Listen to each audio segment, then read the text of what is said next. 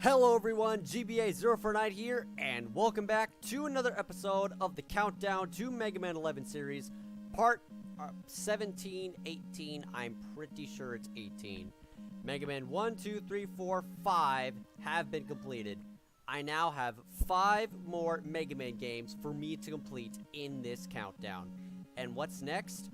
Mega Man 5, released in 1992, 2 years later, Mega Man 6.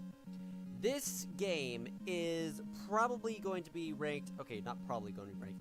This game is probably my 4th favorite game in the series, right next to Mega Man 7 for number 3, number 2 for Mega Man 9, and number 1 for Mega Man 5. But the thing is about Mega Man 6 is that it kind of has the same idea and concept as Mega Man 5, but a little bit more better. The combat system can be a little bit slow and honestly a little bit hard to maneuver at times. But the thing that I really like about it is that a lot of these robot masters and the story all take place in real life places around the world, because a lot of the robot masters were built by people from that country to participate in a annual robot tournament hosted by Mr. X. Who is Mr. X? Let's find out. Another thing that I like about it, there's just a ton, and I mean a ton of lore in this game that makes it so damn awesome. As a matter of fact, every time when you select the robot master in the stage select, it doesn't really give you the stage select little layout. It actually gives you the stats and the powers of the robot masters while you select them. That way you know what you're doing. Anyway, let's begin with Mega Man 6. Capcom Co. Ltd. 1993, licensed by Nintendo. And this is the first game of the series in the year 20XX AD. Okay. And this is the first game in the series where it introduced the Capcom startup logo tune, which is pretty nice. In the year 20XX AD, the first annual robot tournament was held, and after what I'm about to show you, these 4 robot masters in the transition, I will begin continuing my paragraph, my sentence, with 8 of the world's most powerful robots. But this is gonna be quick. Mr. X, the sponsor of the tournament, took control of the robots and began to take over the world. Mr. X! Why? It's time to tell you the truth. I've been manipulating that fool, Dr. Wily, from the beginning. But now I no longer need Dr. Wily's help. Come and face my power, Mega Man! We'll stop you! Follow me, Rush! Yeah, you better rush into the scene there, Mega Man. So yeah, the story begins in this game of where a lot of these robots around the world are sent by people to test out the Robot Master's strength and to earn the title of what is the most powerful robot in the entire world. And Mr. X hosts an annual robot tournament to see of which one is the most powerful by taking complete control of them, taking complete control over them, and plan to use them as his scheme of world domination. Now, why in the hell would Mr. X want to have world domination schemes is beyond me. Why am I actually talking like this, like I don't know what's going on? As you can already hear my sarcastic tone of voice, I know what's happening. Everyone else does. It's Dr. Wily. Who fucking knew? Anyway, here are the robot masters in Mega Man 6. Blizzard Man from Canada. Wind Man from China. Flame Man from Saudi Arabia. Plant Man from Brazil. Tomahawk Man from the United States. Yamato Man. I always pronounce it Yamato Man because it's more fun. Even though that the A in the even though it's pronounced with an A, I just always like to pronounce it with the O. And Yamoto. I don't fucking care. Yamato Man. From Japan. Nightman from England, I think. And Centaur Man from Greece. And what is the hardest robot master in the entire game? Pattern-wise, Pattern-wise, it's Tomahawk Man. This guy is a ruthless motherfucker. And I'll be getting to that later. How in the hell could you misspell defense, Capcom? Seriously. And bring on the fucking, by far, the best soundtrack in the entire game, Tomahawk Man stage. It really fits so well with the Wild West vibes, and it really it sets the mood really perfectly when you're like, I don't know, riding on a horse or something. Also, Easter egg. Those little cowboy robot enemies take six shots to kill, as in the equivalent of a six round revolver pistol or something. So 6 shots with the equivalent to a 6 revolver, if I'm even saying that the name of the gun correctly. So yeah, pretty nice. And this music is still fucking awesome. It's Mega Man music. Do I really have anything much else to say about it other than it's good, really catchy? Well, I will say that the percussion is just really fucking awesome.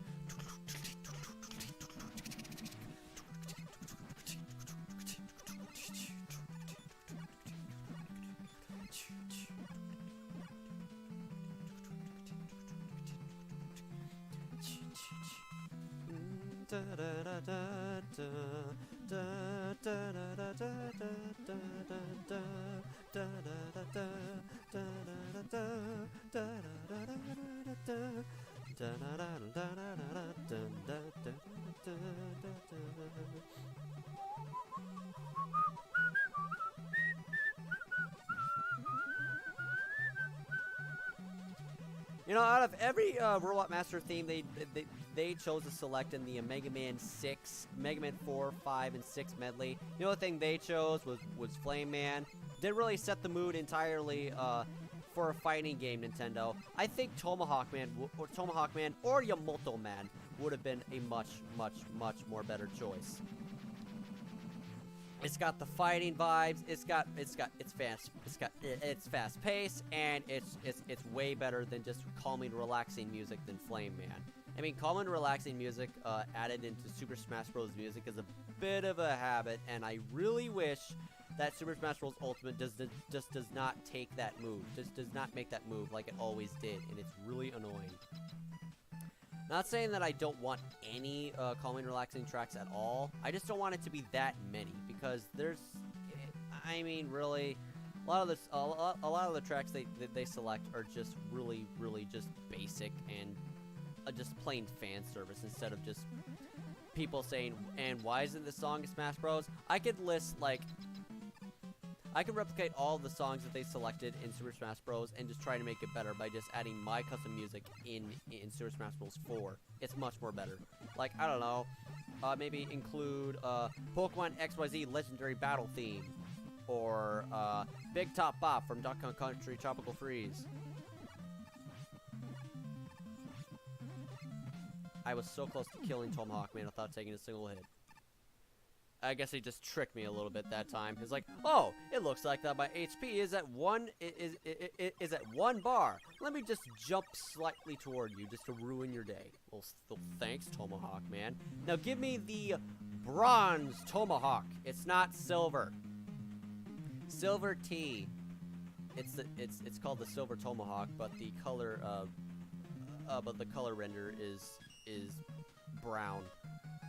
So it's so much for calling it the silver Tomahawk, even though it's not silver. Okay, anyway. Now for the next Robot Master. The second hardest in the game, I would have to say, is Flame Man. Flame Man is pretty damn badass in his design.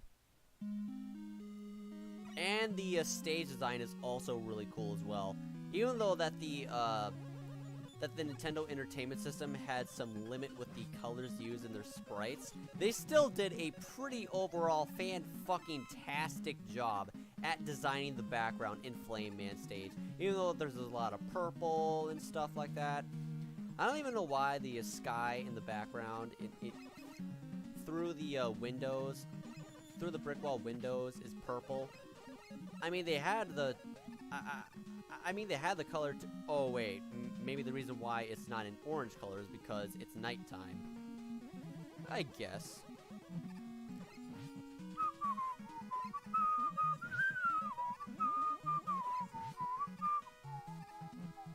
That was fucking close. Thank God for invincibility frames to save my life. Otherwise, I'd be roasted. Otherwise, Mega Man would be mega dead. Mega... okay, I'm trying to come up with a rhyme with Mega Man. Mega Band. I don't know. The thing that I really like the most about this stage is that these little fiery tube flying floaty enemies tend to... They drop down little flames of fire onto the ground, and if it touches oil, it will it will be set ablaze permanently in the entire. It will be lit on fire the entire time you're in the stage, unless you get a game over, because because the oil lit in effect will always be in effect.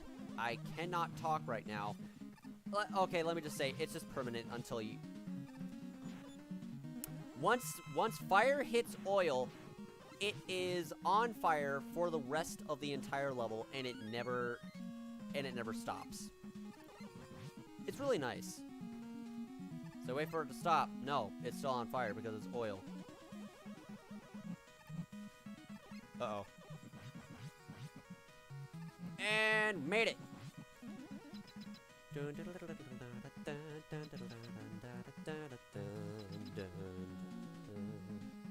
Oh yeah, another thing I forgot to point out. All the Robot Masters have one hell of an epic entrance because lightning strikes in the arena when they arrive. That makes the situation a lot more epic, and I love it. Though why in the hell would I actually rank this game my 4th favorite in the entire series? Well, because along with every other Mega Man game that I've played, except for... Okay, I'll shut up. Except for the other games that I don't like, that I've already stated a million fucking times before. They're just way too good. Mega Man games are just way too good. All of them. There's just so many. And I love them all equally. I love playing them. Love playing them to death. Best platformer, best side-scroller, shooter, okay. It's a best platform... Action 2D side-scrolling platformer. Ever. Do not fucking at me. Mega Man is great with everything it does. And even though that I've said it a million times before, it's true. It's actually true. It's not a fucking opinion. It is a given fact. I mean, why else would Mega Man be in Smash Bros. In the fucking first place? He's popular enough to make people, I don't know. Apparently Nintendo realized his potential in his Mega Man games because of how great they were, and they decided to put him in Smash Bros. just to make people convince them to find out of what made him so great. And that's why they made the Mega Man Legacy collections as well. And they're also planning to make a Mega Man X Legacy collection for the Nintendo Switch, with challenges, remix soundtracks, and everything. Mega Man's awesome. Enough said. End of story. End of discussion. No further justification needs to be said. Mega Man is fucking awesome. Anyway, let us go to the Impregnable Fortress in Yomoto Man stage. And as I have already stated before in of what I said about Tomahawk Man's theme, the best soundtrack in the entire game, I said that I included Tomahawk Man and Yamato Man's theme in my custom music in Super Smash Bros. 4. Why did I include Yamato Man? Well, it's repetitively catchy. That's all.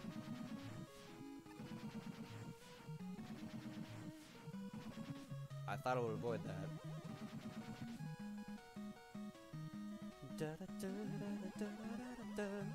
And now, lo and behold, the last of the only enemy species that only dies in 5 hits.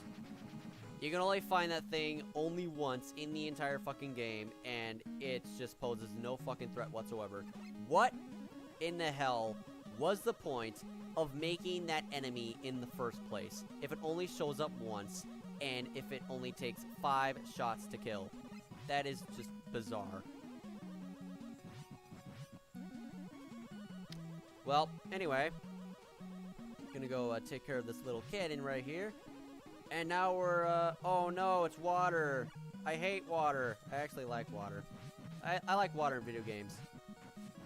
I like water levels, I like water in video games, and I love the physics. The physics is what makes water levels so damn fun for me. Well, I'm gonna try to use the weapons. Huh?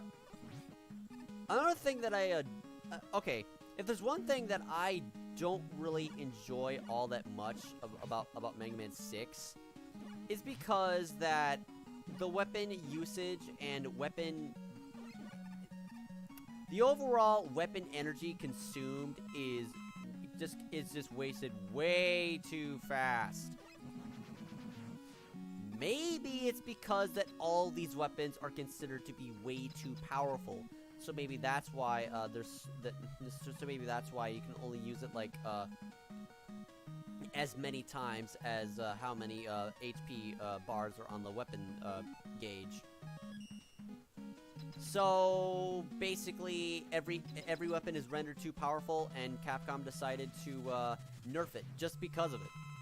Genius! You actually know how to use your brains for once. Even though they still don't know how the fuck to spell or use grammar properly. Not much of a problem there.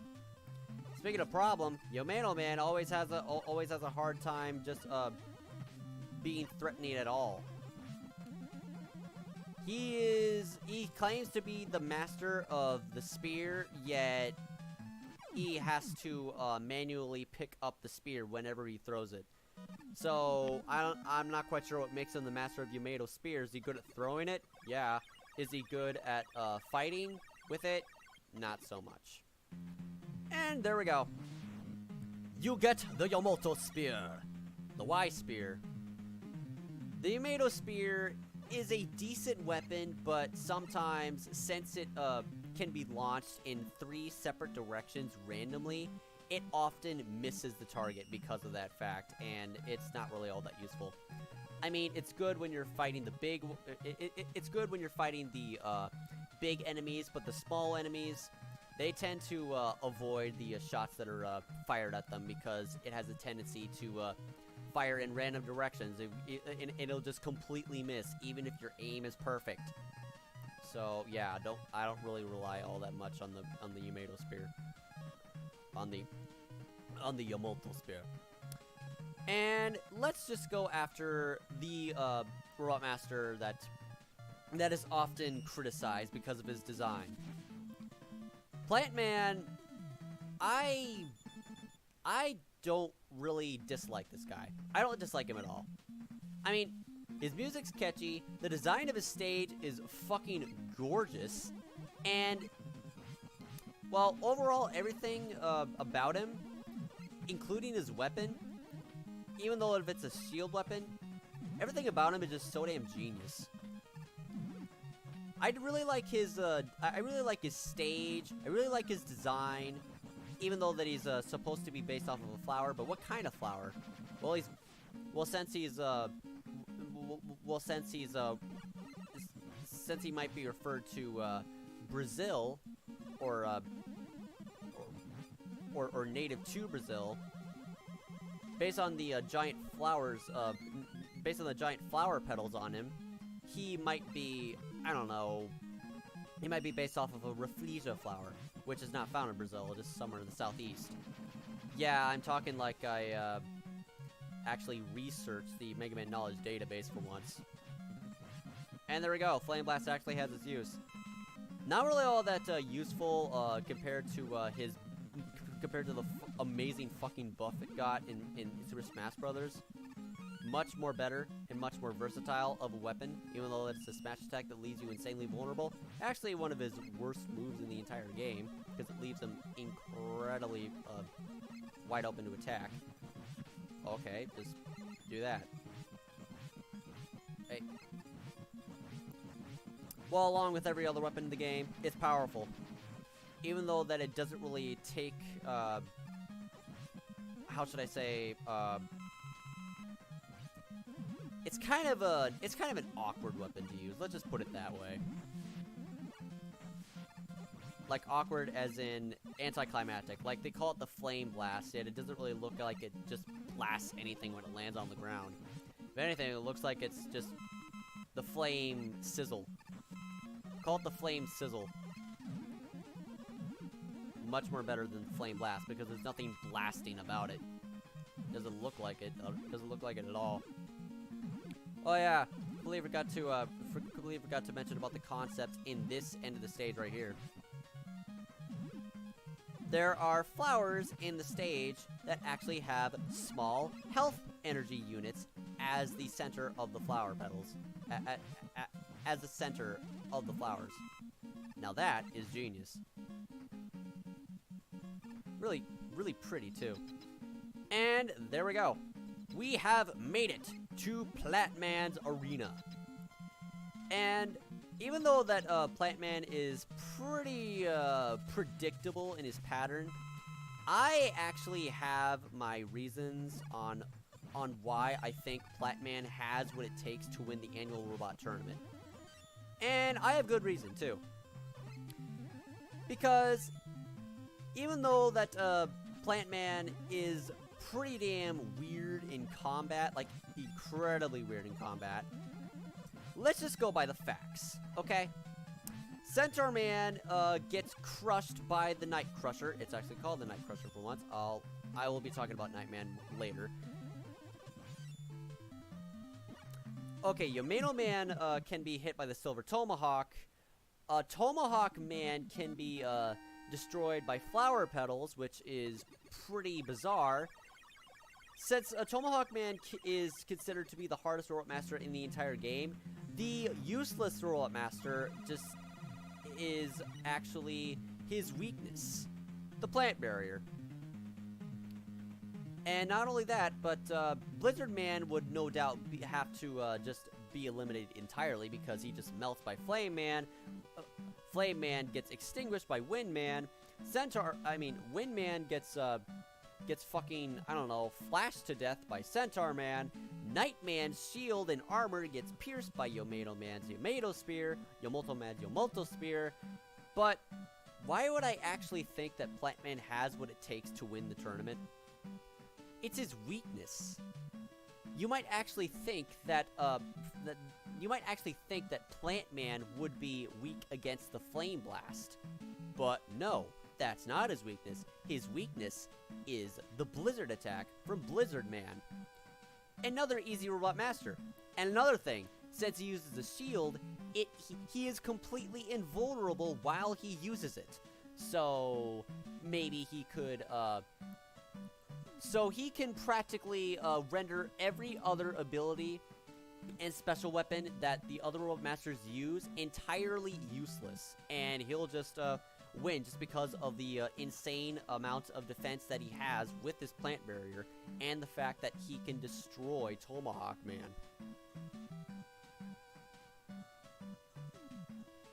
So yeah, Plant Man would win because of those facts. Because everyone else would just get freaking obliterated easily by their own weakness. But Plant Man, I have to say that his design and his concept, the fact that he uses a shield weapon that deflects every other attack, and his weakness in design is not fire, because you might think that the fire burns plants. My guess is that the people that designed Plant Man, well, in-game anyway, I'm just saying that they planned everything along perfectly. And Plant Man would have won. But Mr. X just had to say, "You are now under my control! Face my power, Mega Man! I am a dick still." Well, anyway, that's all I had to say in this episode of Mega Man 6, and I will hope to see you again in the next episode. So until then, I will be seeing you later in Mega Man 6 Countdown to Mega Man 11 series part 19. I can't remember. And I will see you later. This is GBA049 signing out, going offline. See you next mission, Mega Man for life.